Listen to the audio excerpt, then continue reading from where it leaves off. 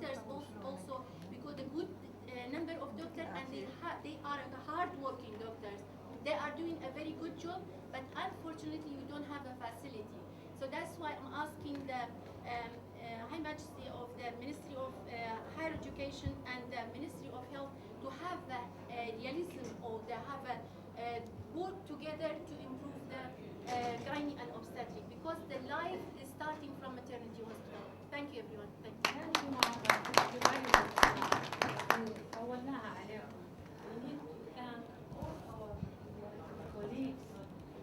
Especially Dr.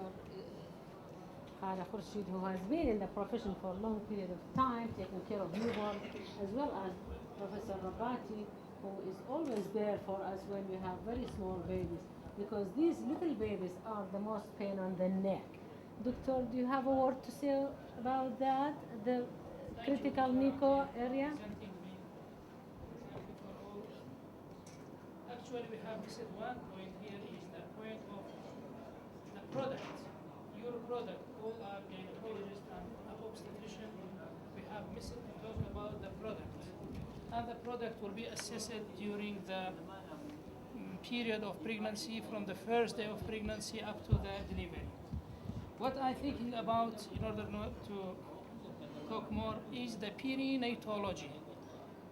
In other countries, there is obstetrician who are specific for perinatal diagnosis, perinatal procedures. Unfortunately, what will happen is there is no abrupt fetal monitoring before delivery. What happened to the fetus after that is we don't know what will we cannot anticipate what is the product. Is it normal? Is it asphyxiated? Is it the baby have birth trauma? And another point is that still asphyxia, still birth trauma, still other problems still are high. But fortunately, the neonatal mortality in our units are less than in other parts of the Iraq, as we have get it from the UNICEF or WHO for many years.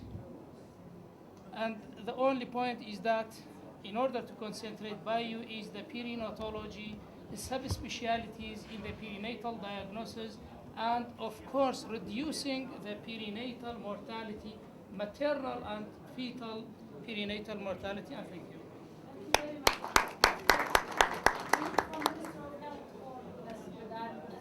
We need your help to work on this venue for the monitoring of fetus inside tummy, and we have to take care of those RH incompatibility. We are deficient in that.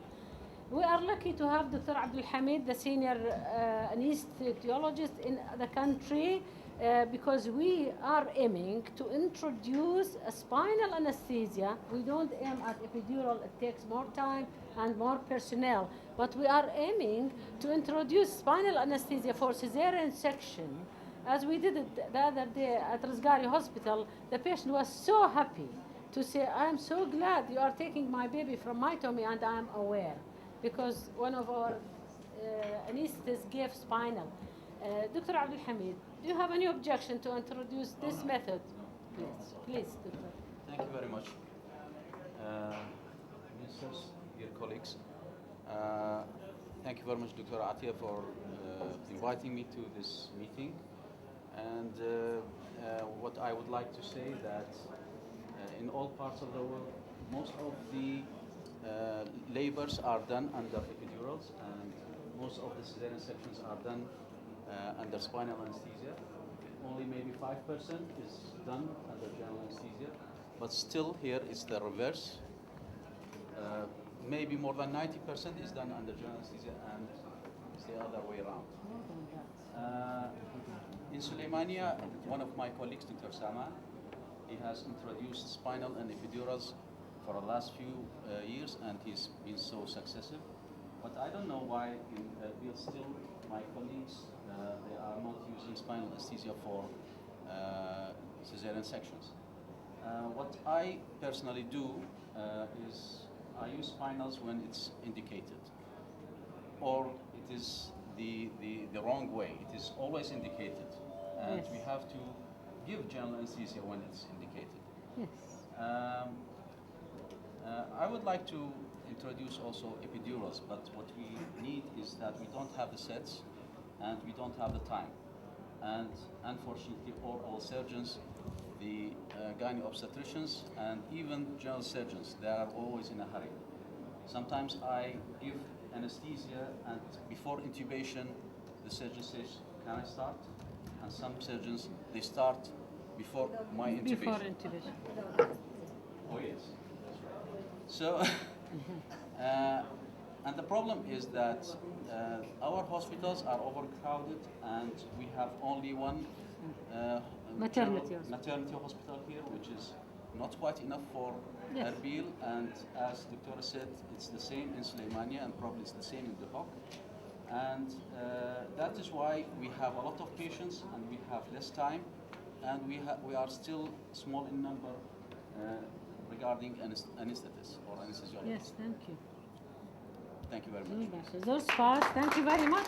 So the message is clear coming from anesthetists as well, from pediatrician. We need more beds for the country and for Kurdistan provinces.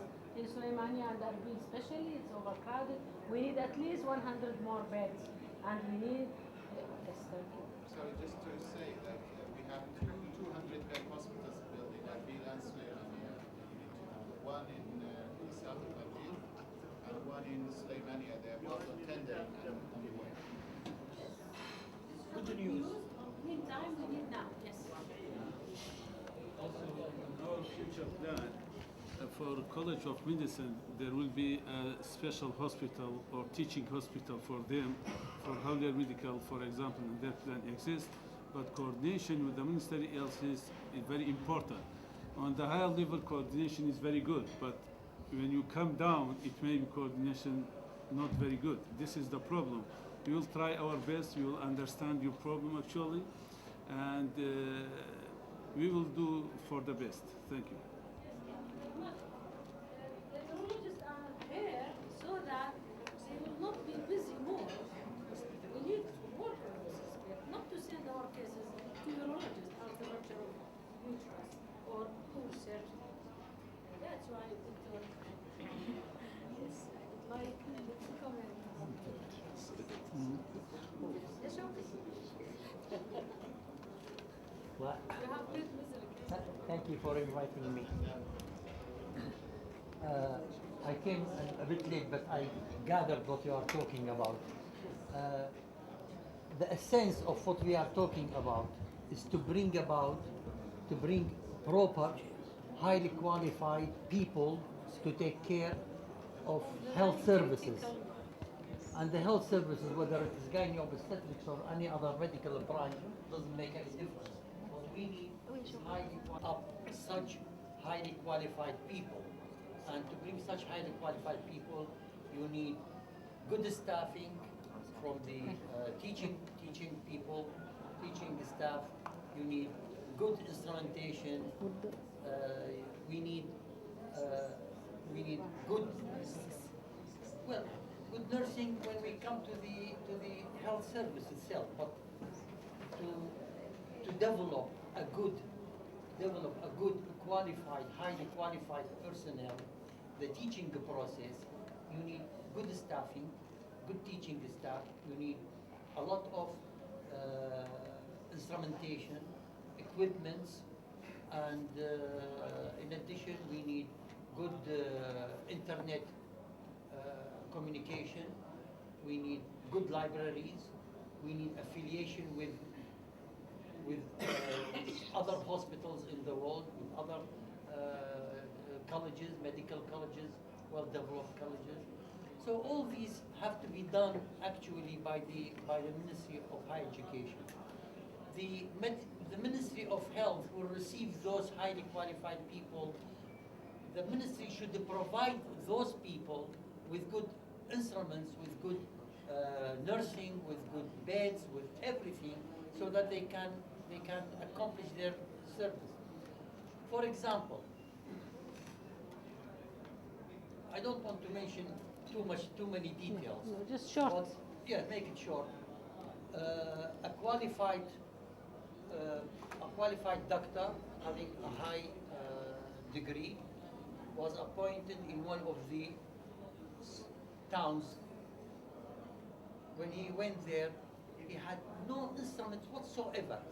Well, why should we send this doctor to this place if we don't provide him with the instruments when he can practice? He sits there doing nothing, and he goes there once or twice a week, say hello, and come back. He cannot do anything. But يعني it's a complete service between زي ما تفضل الدكتورة between the two ministries. The Ministry of Higher Education has to provide highly qualified persons, and the Ministry of Health has to provide the instruments. They need and to the work air. together. Yes. Yes, it's all Thank you together. very much. Thank you very much. Okay. طبعا with all my respect to their majesties, they are sitting there, they are doing their best. I know very well they are trying hard, and we, all of us, each in his own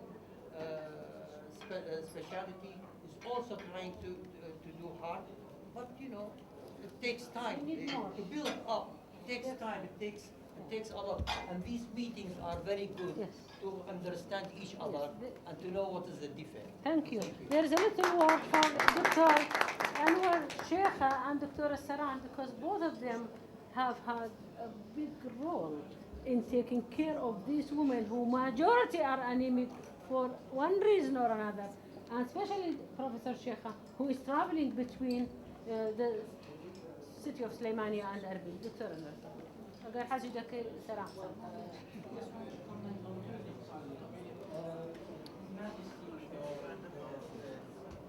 He mentioned about the cesarean section rate. Well, section rate, this is what I noticed from my colleague. There is personal variation in cesarean section delivery. You get ex-doctors doing more cesarean sections than his colleague. So the section rate is variable, really. And the thing is, the monitoring during labor is missing. So doctor anxieties about the baby is there. So most these junior doctors who are looking after these mothers at the time of labor, they are very anxious about having that fetus during labor. So they take them for cesarean section. So cesarean section rate is raising up because of lack of monitoring. Just with meconium staining glyca, they go for cesarean section. Or long-standing infertility, they go for cesarean section. So because they lack monitoring system, lacking of monitoring system. And the second thing is the practice really between seniors and the juniors. The juniors no more supervising the juniors. The seniors in different valleys, and the juniors in different. So they really want teaching each other, these juniors, and nobody teach them from above. So this is the thing, and we're getting also the private practice. This is they gain more money for doing cesarean section. So cesarean section rate is raising because of money-wise. So we get doctors who are practicing for money-wise, and they're raising cesarean section rate. And this is creating a vicious circle, because previous cesarean section will end with another cesarean section. So we're getting more and more cesarean section rate in our country. The second point is about the people who are appointed in teaching hospital and central hospitals. Well, I noticed that those people, we started the diploma degree from 94. We started to get from the College of Medicine in Basra, give the diploma in obstetric and gynecology from 1994. The start of the project is to help to get specialty for the primary health centers. It's not for hospitals, really. We want some who are practicing well to deal with the pregnant women during pregnancy and to look after them during pregnancy. But what we are astonished that the Ministry of Health appoint these doctors as specialists from the time they get their degree, and they send them to a teaching hospital. So our hospital is being filled by diploma degree, 15 or 16 in one